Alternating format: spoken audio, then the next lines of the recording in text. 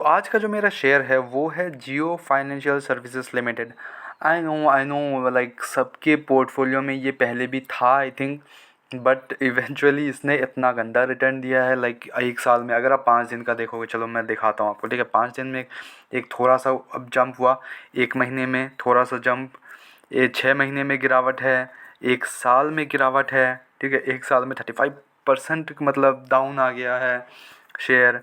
Negative return 5 साल में 4% का रिटर्न। अब बताओ 5 साल में अगर किसी कंपनी अगर 4% का रिटर्न दे रही है तो कोई क्यों ही कोई शेयर में इन्वेस्ट करना चाहेगा, है कि नहीं। पैसा बनाने आता है ना शेयर में, हम क्या करने आते हैं, हम पैसा बनाने आते हैं शेयर मार्केट में। बट देन अगर ऐसा रिटर्न दे रहा हो तो क्यों ही कोई कंपनी को चूज़ करेगा। नाउ यहीं पे मेन कैच है, ठीक है। मैंने इसको पोर्टफोलियो में ऐड करके रखा हुआ है। आई नो मैं निगेटिव में हूँ यस मैं निगेटिव में हूँ इसमें, बट मैं इसको होल्ड कर रहा हूँ और मैं डिप में और ही ज़्यादा मैं ख़रीद रहा हूँ। मैं इस प्राइस रेंज पे भी मैंने उठा रहा हूँ उसको मैं, और मैं उसको उठाना और ज़्यादा पसंद करूँगा। क्यों पसंद करूँगा, मैंने इसको पोर्टफोलियो में क्यों अभी तक ऐड करके, हालांकि इसने मेरे को कोई रिटर्न नहीं दिया आज तक। लिटरली इसने मेरे को कोई भी रिटर्न नहीं दिया है। मेरे पास रिलायंस का शेयर नहीं है, मेरे पास ये है, बट इसने मेरे को अभी तक कुछ रिटर्न नहीं दिया है। बट मैं इसको होल्ड कर रहा हूँ। मैंने क्यों होल्ड कर रहा हूँ वो एक्सप्लेन करूँगा। इसका फंडामेंटल एनालिसिस देखेंगे इसको, और कुछ एक बड़ा अनाउंसमेंट हुआ है वो भी नोट, वो उससे उसको भी लिखेंगे कि उससे इस शेयर को कैसे फ़ायदा होगा। तो let's get into it. Screener पे चलते हैं एंड अपनी एनालिसिस स्टार्ट करते हैं, ठीक है। तो हम आ गए हैं स्क्रीनर पे, ठीक है। मैंने खोल लिया है जियो फाइनेंशियल सर्विसेज। हम इसको देखेंगे कि ये यहाँ से क्या कर सकती है, बिकॉज अभी तो बहुत ज़्यादा डाउन आ चुका है। लिटरली शेयर 400 पहुँच गया था एंड ये 200 के लेवल क्रॉस, 200 का लेवल पहुँच गया। लाइक 50% क्रैश, लिटरली कैश ही बोल सकते हैं। और ये काफ़ी टाइम से यहीं पे कॉन्सोलेशन पे फेस पे है, ठीक है। तो हम देखेंगे कि ये यहाँ से हमको रिटर्न बना के दे सकता है क्या, ये यहाँ से 1000 रुपीज़ या 2000 रुपीज़ का लेवल टच कर सकता है, देखेंगे वो भी, ठीक है। तो स्टार्ट करते हैं। पहले समझ लेते हैं ये करती क्या है कंपनी। तो इसका जो मेन बिजनेस है वो है इसका फाइनेंसिंग सेक्टर पे है। कंपनी फाइनेंस करती है बहुत सारे जितने भी रिटेल्स के, आपको पता है रिलायंस एक छोटा कंपनी नहीं है, रिलायंस एक बड़ी कंपनी है, ठीक है। तो रिटेल बिजनेस है, डिजिटल प्लेटफॉर्म्स हो गया, टेलीकॉम इंडस्ट्री पे भी है, तो इन सब को फाइनेंस करती है जियो फाइनेंशियल सर्विसेज, इसलिए है ये, ठीक है। तो ये एक एनबीएफसी कंपनी है, ठीक है। और मेरे को लग रहा है कि ये एक मेजर जो प्लेयर होता है ना, major player in the financial sector, India का जो फाइनेंशियल सेक्टर बनेगा इन फ्यूचर, जो बन रहा है उसमें एक मेजर मतलब रोल वो करेगा, अदा करेगा, इस यही यही कंपनी करेगी, ठीक है। अब सबको पता है कि जियो यही करती है और यही से इसका पैसा मेन जनरेट होता है, ठीक है। बहुत सारे इसके और लोन्स करती है, क्रेडिट सॉल्यूशंस वगैरह, लैंडिंग करती है, एमएसएमईज को बिजनेस लोन्स देती है। तो यही है बिजनेस, ये मोटा मोटी यही है, ठीक है। ये मेन इसका बिजनेस, ये जहाँ से पैसा कमाती है। अब देखते हैं इसका यहाँ से ये क्या क्या हो सकता है, ठीक है। एक देखो मार्केट कैप इसका जो है वो है लार्ज कैप कंपनी, ठीक है। 1,41,000 करोड़ का मार्केट कैप है। अब ये यहाँ से हमारा पैसा अगर 4 गुना 10 गुना 5 गुना करना है तो ये पहुँच जाएगा 10 लाख करोड़, 20 लाख करोड़ का मार्केट कैप पहुँचेगा, तभी ये अच्छा खासा कर सकता है। एंड मेरे को लग रहा है कि ये यहाँ से जा सकता है।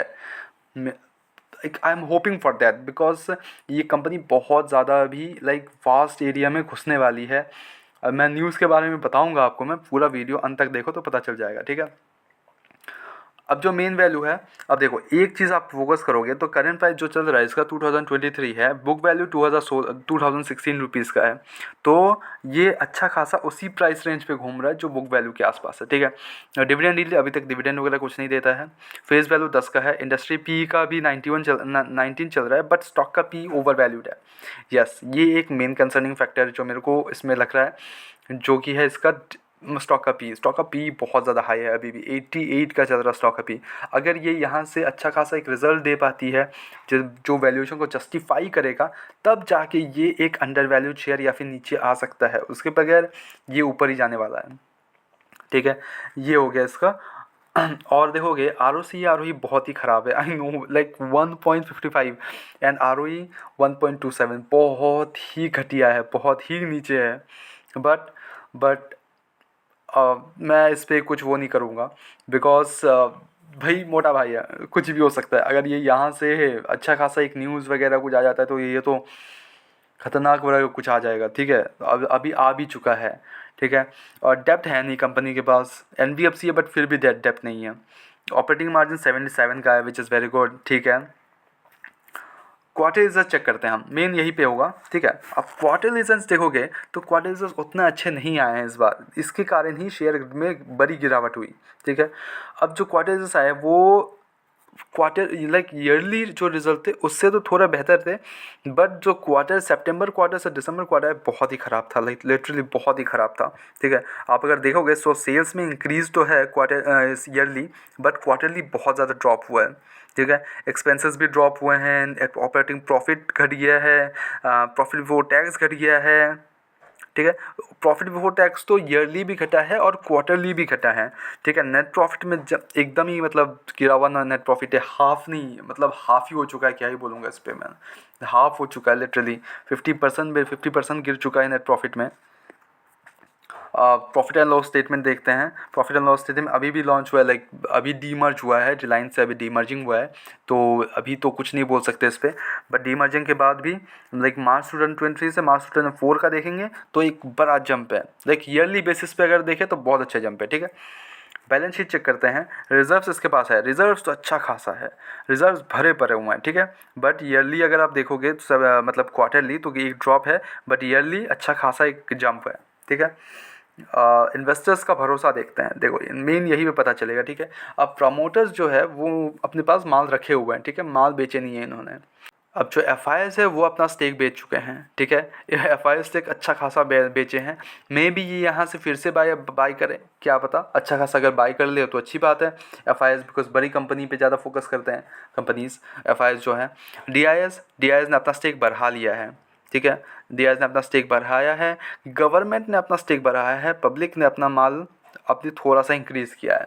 चलो ये हो गया मोटा मोटी एक फंडामेंटल जो कि बिलो एवरेज है, आई नो बिलो एवरेज है, बहुत ही बिलो एवरेज है, लाइक आर ओ ई का बेहतर मतलब कुछ भी नहीं है।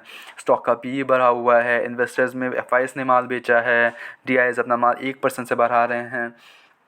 तो ये मोटा मोटी इसका अगर आप चार्ट देखोगे तो देखो यार 3 साल में नेगेटिव रिटर्न, 5 साल, अभी तो 3 साल हुए नहीं है लिस्टिंग होने को, बट 3 साल में नेगेटिव रिटर्न है, ठीक है। तो ये था इसका मोटा मोटी बिजनेस, ठीक है। बिजनेस मॉडल समझ गए, फंडामेंटल एनालिसिस समझ गए। अब फ्यूचर प्लान क्या है इसका। अब फ्यूचर प्लान है, कंपनी जियो अब ले आ रही है स्टारलिंक के साथ अपना टाई अप करके, ठीक है। तो एक तो ये बढ़िया हो गया, ठीक है। अब स्टारलिंक आ रहा है तो एयरटेल और जियो के साथ टाई अप हो गया है, तो यहाँ से एक बूस्ट आने वाला है, ठीक है। और कंपनी मेरे को लग रहा है कि इन द नियर फ्यूचर, आज से अगर आप 10 साल दोगे या फिर 5 साल दोगे तो यहाँ से ये आपका पैसा अच्छा खासा एक सेफ रिटर्न हो सकता है, ठीक है। आराम से पैसे बनने की फुल कोशिश करेगा ये कंपनी, बिकॉज ये कंपनी एक मेजर प्ले आउट होगा in the near like India financial system जो बन रहा है हमारा इंडिया में, उस पर एक मेजर रोल प्ले आउट करेगा, ठीक है। और ये कंपनी ब्लैक रॉक के साथ भी टाई अप है इसके साथ, तो वहाँ पे भी एक अच्छा खासा एडवांटेज है। इधर स्टारलिंक के साथ भी एडवांटेज है, स्टारलिंक के साथ भी इन्होंने टाई अप हुआ है। और जियो के कस्टमर्स वगैरह तो पता ही है, जियो के सिम्स वगैरह कस्टमर्स वगैरह एक बेस बना हुआ है, ठीक है। और उससे सबसे ज़्यादा फ़ायदा अगर स्टारलिंक आ भी गया तो सबसे ज़्यादा फ़ायदा अपने मोटा भाई को होगा, स्टारलिंक को तो होगा, but at the same time मोटा भाई को भी अच्छा खासा इसमें बनने वाला है, ठीक है। तो ये था मेरा एनालिसिस। मैं क्या कर रहा हूँ इस पर, मैं होल्ड कर रहा हूँ कंपनी को, ठीक है। मैं होल्ड कर रहा हूँ for a longer period of time.